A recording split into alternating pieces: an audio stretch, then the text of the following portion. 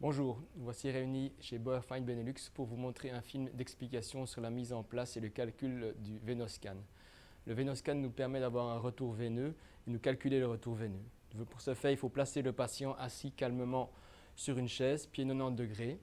Une fois que le patient est assis dans cette position, nous allons venir placer les capteurs de part et d'autre en partie interne de la jambe en calculant 3 doigts au-dessus de la malléole. Donc il y a un capteur left, et un capteur gauche,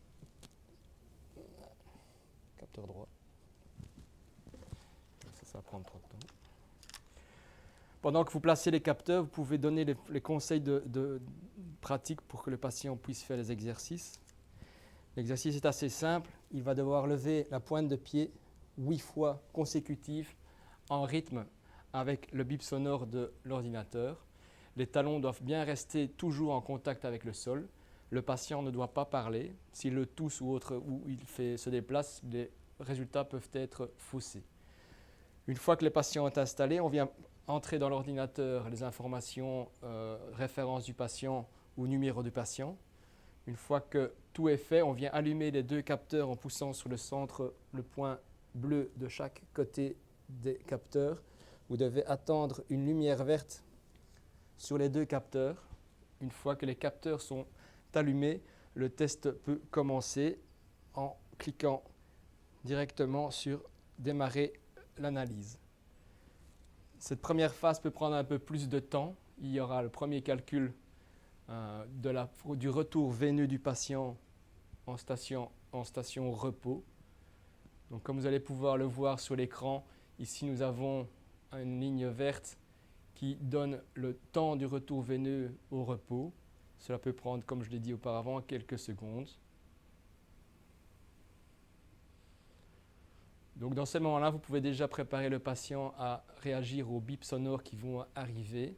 Il y a un premier bip pour vous informer que le calcul est fait et après cela, vous avez 3 secondes pour donner le top départ au patient pour une exécution, 8 exécutions consécutives, ensuite repos du patient.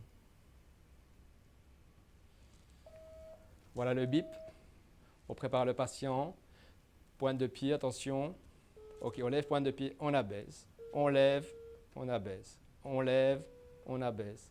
On lève, on abaisse. On lève, on abaisse. On lève, on abaisse.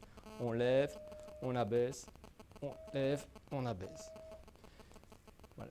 Maintenant, le patient ne doit surtout pas bouger ni parler de nouveau. Et là, vous allez voir que le graphe nous donne le temps du retour veineux après effort.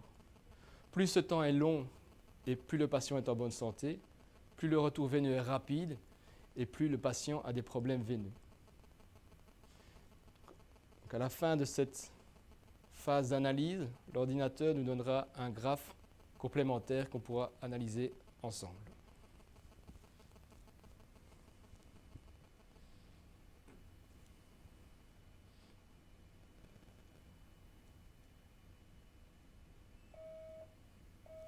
Donc voilà, l'analyse est faite.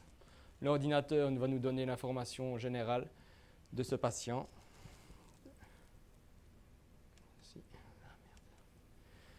Voilà. Et vous allez recevoir une feuille complète après calcul.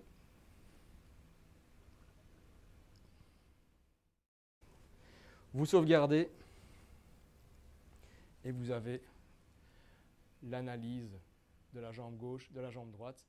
Ici, nous avons affaire à un patient qui n'a aucun problème. Donc voilà.